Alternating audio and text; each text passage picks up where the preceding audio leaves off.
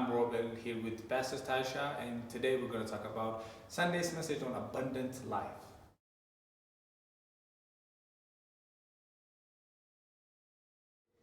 When I think about ways that I make me the star of the story instead of it being God's story, His story, I would love to stand here and go, oh, as a pastor of the church, I really don't struggle with this. But honestly, Rebel, it's a daily struggle for me. There's so many things in my life as I reflect on day-to-day things, my actions, my reactions, how I handle even preparing for meals, how I look at my kids. I make it about myself. The biggest area that I probably struggle with this is in parenting. You know, how my kids act or react. I look at that and go, oh, that's a reflection of me and my good parenting or my bad parenting, and are people going to judge me on that? Instead of just trusting God with being diligent with what He's given us.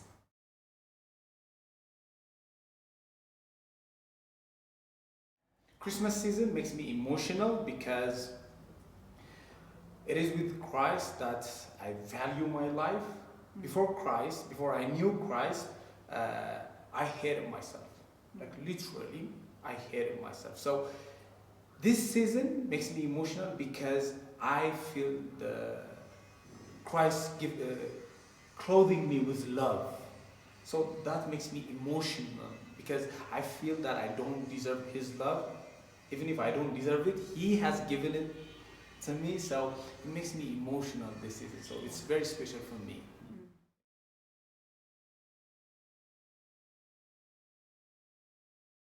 With this question, I remember Galatians, Paul saying that I have been crucified with Christ. It is no longer I who live, but Christ who lives through me. So with this, we are not to live for ourselves. I mean, selfishness doesn't get us any happiness or joy or satisfaction, but it is through Christ that we get this joy, peace, an abundant life, but we have to share it to make it fulfilled. Right. Yeah. Rebel, it reminds me, a couple months ago, we had this huge series on Arrows Out, and we had this blue and white painting even on our chalk wall in the building, and we spent time focusing on what God is doing in us to do through us. And there has to be a change that happens in us for us to be effectively sharing the gospel and reaching and discipling people to be able to go through us too. So I think it's exactly what you're talking about, but you have lived that. You've seen the before and the after, the difference.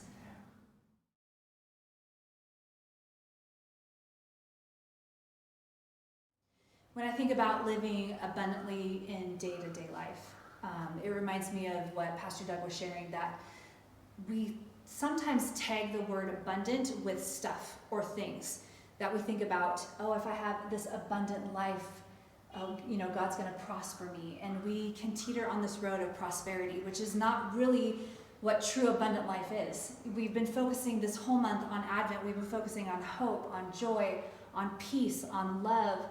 And those are the things that give us abundance. When I find my true hope in the life because of the peace, the hope, the joy, the love that God's given us, that's where abundant life is found. Hey, Eastridge, thank you for contemplating these questions and these thoughts and the sermons with us the last couple weeks. We hope that you can just dig a little deeper to find what God is talking to you and challenging you with in regards to abundant life. We pray that you have a great week.